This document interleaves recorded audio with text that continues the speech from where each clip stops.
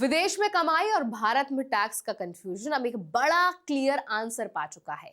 एक अहम फैसला आया है जिसमें साफ कर दिया गया है कि सिर्फ इसीलिए कि आपने अपनी फॉरेन सैलरी इंडिया के बैंक अकाउंट में ट्रांसफर की, वो टैक्सेबल नहीं हो जाती। इस वीडियो में आज हम समझेंगे पूरा केस क्या था, टैक्स डिपार्टमेंट क्या कह रहा था, ट्राइब्यूनल ने क्या फैसला दिया और सबसे जरूरी बात रूल्स क्या कहते हैं और एनआरआईज को अब क्या समझना जरूरी है ताकि फ्यूचर में कोई भी टैक्स इशू ना हो। तो चलिए फिर जल्दी से वीडियो को स्टार्ट करते हैं। हाय, मेरा नाम है वर्षा दुबे और आप जो देख रहे हैं एनबीटी टेक एड पर। यह मामला एक एनआरआई एम्प्लॉय का था जो सेशल्स में एक फॉरेन कंपनी के लिए काम कर रहा था। उसकी सैलरी पहले उनके फॉरेन अकाउंट में क्रेडिट होती थी और उसके बाद वो उसे इंडिया के एनआरई अकाउंट में ट्रांसफर करता था। वहीं से पूरा डिस्प्यूट शुरू हुआ। इनकम टैक्स डिपार्टमेंट के असेसिंग ऑफिसर ने कहा कि क्योंकि पैसा इंडिया के एनआरई अकाउंट में आया है, इसीलिए इसे इंडिया में टैक्सेबल माना जाना चाहिए। लेकिन एनआरआई ने इस बात को चैलेंज किया और अपील फाइल कर दी। उनका साफ कहना था कि उनकी जॉब इंडिया के बाहर है, उनकी सर्विसेज इंडिया के बाहर दी जा रही हैं और सैलरी भी पहले फॉरेन अकाउंट में मिली है। इंडिया में एनआरई अकाउंट में पैसा डालना सिर्फ कन्वीनियंस के लिए है, इससे इनकम का नेचर चेंज नहीं हो जाता। उनका आर्गुमेंट ये था कि नॉन रेजिडेंट होने के कारण विदेश में अर्नड सैलरी पर इंडिया में टैक्स नहीं लगना चाहिए।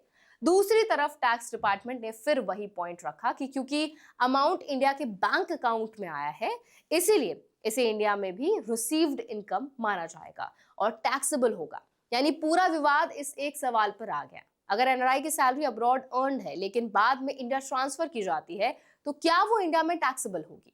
इस पूरे मामले पर Indian tax appellate tribunal Ahmedabad ने डिटेल सुनवाई के बाद साफ फैसला दिया। ट्राइब्यूनल ने कहा कि अगर सैलरी अब्रॉड अर्नड हुई है और पहले वहीं रिसीव हुई है तो बाद में उसे इंडिया ट्रांसफर करना सिर्फ एप्लीकेशन ऑफ इनकम है, ना कि फ्रेश रिसीट। यानी इनकम की असली रिसीट वही मानी जाएगी जहां वो पहले बार रिसीव हुई है, यानी पहली बार मिली है। ट्राइब्यूनल ने एक क्लियर डिस्टिंक्शन ड्रॉ किया। उन्होंने कहा कि सैलरी अमाउंट इंडिया में आ सकता है लेकिन salary income actually abroad he received मानी जाएगी और टैक्स रूल्स के हिसाब से रिसीट का मतलब होता है कि वो पॉइंट जहां टैक्स पेयर पहली बार उस इनकम पर कंट्रोल पाता है। इस केस में ये पॉइंट फॉरेन कंट्री था, इंडिया नहीं। इसका सीधा मतलब ये हुआ कि सिर्फ एनआरई अकाउंट में पैसे आने से इनकम टैक्सेबल नहीं बनती। अगर इनकम अब्रॉड अर्नड और रिसीव्ड है तो इंडिया में टैक्स नहीं लगेगा। ट्राइब्यूनल ने टैक्स डिपार्टमेंट की इस आर्गुमेंट को रिजेक्ट कर दिया कि बैंक अकाउंट की लोकेशन ही टैक्सेबिलिटी तय करती है। इस फैसले को एक्सपर्ट ने काफी इंपॉर्टेंट बताया। उनका कहना है कि ट्राइब्यूनल ने ये साफ कर दिया कि टैक्स डिसाइड करने के लिए ये नहीं देखा जाएगा कि पैसा आखिर में कहां गया, बल्कि ये देखा जाएगा कि इनकम पहली बार कहां मिली।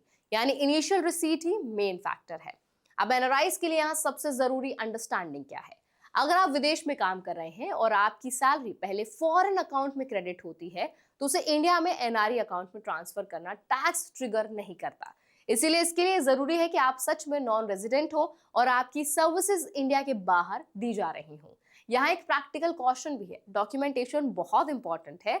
आपको एक क्लियरली दिखाना होगा कि सैलरी पहले फॉरेन अकाउंट में रिसीव हुई थी। अगर कहीं डायरेक्ट इंडिया में क्रेडिट हो रही है या स्ट्रक्चर अनक्लियर है तो इशू बन सकता है। इसीलिए प्रॉपर बैंकिंग ट्रेल और रिकॉर्ड्स मेंटेन करना जरूरी है। इसके अलावा एनआरई अकाउंट का यूज भी समझना बहुत इंपॉर्टेंट है। यह अकाउंट स्पेशली एनआरआईज के लिए होता है जिसमें फॉरेन इनकम डिपॉजिट की जाती है और इस केस में ट्राइब्यूनल ने यह भी क्लियर कर दिया कि इस अकाउंट में डिपॉजिट करना इनकम के नेचर को नहीं बदलता।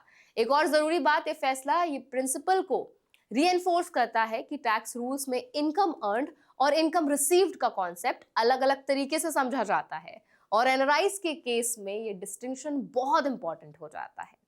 तो आई होप ये वीडियो आपके लिए बहुत ज्यादा हेल्पफुल रहा होगा। अगर ये वीडियो आपको पसंद आया तो उसको लाइक जरूर करें, अपने फ्रेंड्स और फैमिली के साथ भी जरूर शेयर करें जो एनआरआईज हैं, जो विदेश में रहते हैं। और ऐसे और भी टॉपिक्स लिए और भी ज्यादा इन्फॉर्मेशन के लिए हमारे चैनल एनबीटी टेक एड को भी जरूर सब्सक्राइब करें।